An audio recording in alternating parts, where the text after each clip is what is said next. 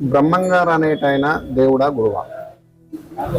భగవంతుడు అన్నటువంటి పదాన్ని మనము అప్పుడప్పుడు వివిధ కాలాల్లో వింటూ ఉంటాం.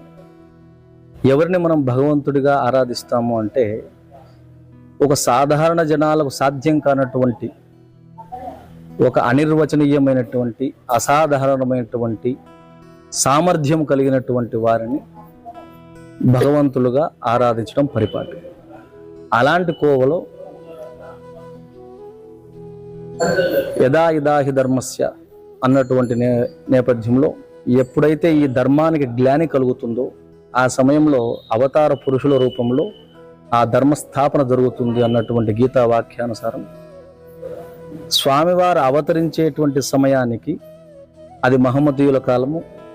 ఆనాడు సనాతన ధర్మీయులకు ఒక దిక్కుతోచని విపరీతమైనటువంటి ఈ యొక్క స్వధర్మ పరిరక్షణ గావించుకోవాల్సినటువంటి అవసరం ఉన్న కాలంలో ఆనాడు ఆ కాలానికి ఎదురొడ్డి జనులలో పుట్టి జనుల మధ్య తిరుగుతూ పాలకులను సైతం కూడా వారి యొక్క మన్ననలను పొందినటువంటి, అందున పరాయి మత పాలకుల యొక్క మన్ననలను పొందినటువంటి ఒక ఏకైక అవతార స్వరూపం ఏదైనా ఉంది అంటే అది ఖచ్చితంగా శ్రీ వీరబ్రహ్మేంద్ర స్వాముల వారికి మనం చెప్పవచ్చు. అందుకే ఆయనను భగవత్ స్వరూపులుగా ఆరాధిస్తున్నారు, యోగులు యోగిగా ఆరాధిస్తున్నారు, రచయితలు సాహితీవేత్తగా ఆరాధిస్తున్నారు, సంఘ సంస్కృతులు ఒక సామాజికవేత్తగా కొనియాడుతున్నారు, ఈ గురువులు జగద్గురువులుగా అనుసరిస్తున్నారు, వారిని కొలుస్తున్నారు. స్వామి బాగా అంటే